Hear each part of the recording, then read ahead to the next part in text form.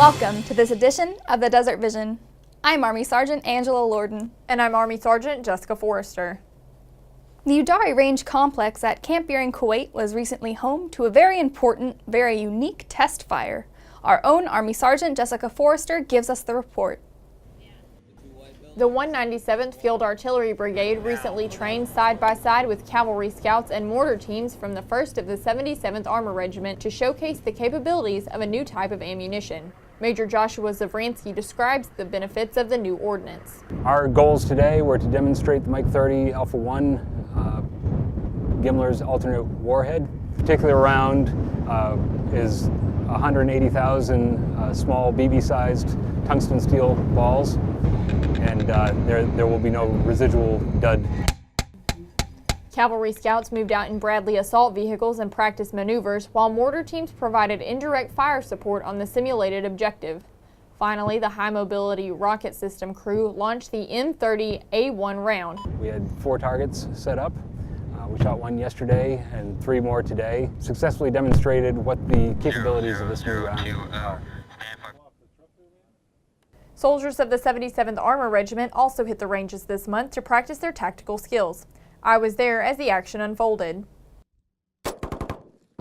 Soldiers of Charger Company, 1st Battalion, 77th Armor Regiment felt right at home on the range conducting tactical training. As the company commander, I train 2 levels down, so I'm training the squad leader to conduct a squad reactive contact and knock out a bunker. Troops maneuvered the lanes, practicing their hand and arm signals, bounding techniques, and assaulting through their objective. They also integrated a call for indirect fire. Captain Chris Grawl explains the importance of adding this element. Our #1 priority is synchronizing and integrating joint and indirect fires.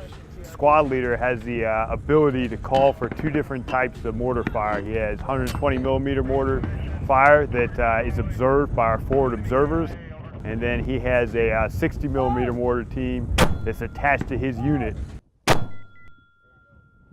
So this exercise enhances U.S. Army Central's readiness in general, because we're the ready response force for ARCENT, so our ability to get someplace and be proficient once we're there is essential. And for my guys, this is really the first time we've done this collective level training since we've been deployed in theater. So their ability to do this is what they're going to get asked to do at a moment's notice. Hey, lock and clear. The squad leaders have really learned a lot and really have been very successful. The opportunity to train it dry, blank, and live has really helped, and our ability to integrate and do multiple iterations of the same task has been great through repetition and seeing the same thing multiple times, but getting it done right is what really cements people's understanding. We'll be right back with more Desert Vision right after this. Hi, I'm Patrick Murphy, Iraq War veteran and Undersecretary of the Army, and you're watching Desert Vision.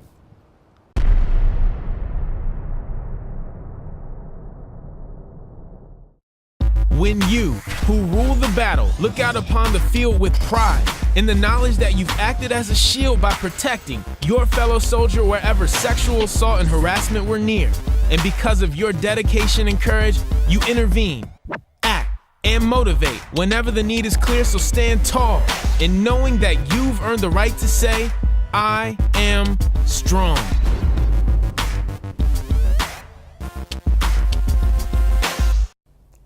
Welcome back. November 2016 marks the 98th birthday of the United States 3rd Army. Army Staff Sergeant Lloyd Harger takes us through the history of this storied unit. Happy birthday, 3rd Army! 3rd Army recently celebrated its 98th birthday at Camp Arifjan, Kuwait, and at the main command post at Shaw Air Force Base, South Carolina. The day in the desert started with a 5K run and ended with a simultaneous cake cutting at both locations. 3rd Army is a storied unit with a proud history that began on November 7, 1918. 8 days later, Major General Joseph T. Dickman assumed command and issued 3rd Army General Order No. 1. Shortly after World War I, in July of 1919, 3rd Army was officially disbanded. In August of 1932, 3rd Army was once again activated. Just over a decade later, in December of 1943, 3rd Army was relocated to the United Kingdom, this time under the command of Lieutenant General George S. Patton, who would lead the 3rd Army through what was arguably its most memorable period and earning the title of Patton's Own. In 1982, under the command of Lieutenant General M. Collier Ross, 3rd Army had a new headquarters at Fort McPherson, Georgia, and a new mission to serve as the Army component in a unified command, the United States Central Command. Since then, 3rd Army, now called ARCENT, participated in or supported a number of operations to include Operation Desert Storm in 1991, Operation Enduring Freedom in 2001, Operation Iraqi Freedom in 2003, and Operation Inherent Resolve in 2014. As of 2011, 3rd Army is headquartered at Shaw Air Force Base, South Carolina, with a forward element at Camp Arif John, Kuwait. It continues to serve as the Army Component Command for CENTCOM, and the forward element is serving as the Coalition Forces Land Component Command. Lieutenant General Michael Garrett assumed command of ARCENT in 2015 and continues to lead 3rd Army forward, but always remembering the motto, Patton's Own, 3rd, always first. From Camp Arif John, Kuwait, I'm Army Staff Sergeant Lloyd Harger. 3rd Army wasn't the only group to have a birthday in November. The United States Marine Corps celebrated 241 years by treating service members and civilians at Camp Arif John to a little taste of what it's like to be a devil dog. Our own Army Sergeant Angela Lorden was there. Over 700 people celebrated the United States Marine Corps' 241st birthday by participating in the Devil Dog Dare obstacle course November 10, 2016 at Camp Arif John, Kuwait. Other service members and civilians helped the Marines execute the 5-kilometer multi-obstacle event. U.S. Army Lieutenant Colonel Diane Klein, commander of the 54th Signal Battalion, said events like this boost morale and strengthen relationships between services. It was muddy, sandy, a little dirty, but it was a lot of fun. There was climbing, there was crawling, there was jumping, there were a lot of burpees. My unit was not only participating in the event, but we also had about 20 to 25 folks who were volunteering. Moved about 1,800 pounds of ice out of connexes into an obstacle. We had folks that were helping people over the obstacle and just generally managing it. I believe in the joint concept and helping our brothers and sisters in arms. And who doesn't like to get a little muddy and dirty every once in a while? U.S. Marine Corps Major Tanisha Davis with the Marine Corps Forces Central Command coordinated the event. She said the birthday celebration was a success thanks to the overwhelming support the Marines received. Marine Corps birthday is a big deal for us, so we go big or we don't show up at all. I'd like to tell people, and I think we did a pretty good job today with that. We had some of the Kuwait Marine Battalion here, and we liaison with them quite a bit, so we had some Marines also escort them through the course. We depend on the Army for everything from 368 engineers helping build or refurbish most of the obstacles that were out there, to them filling up the water pits as well.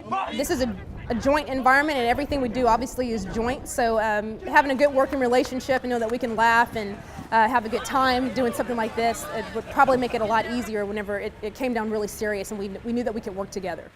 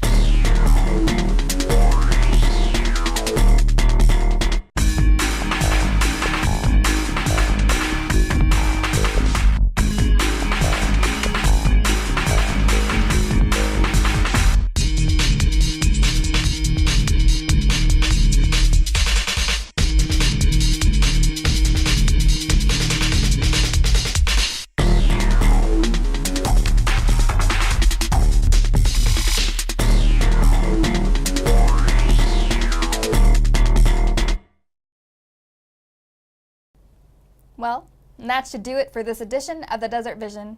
I'm Army Sergeant Angela Lorden. And I'm Army Sergeant Jessica Forrester. For these stories and more, please visit our Facebook page at facebook.com/US Army Central. Or our YouTube channel at youtube.com/US Army Central. Until next time. Thanks for watching.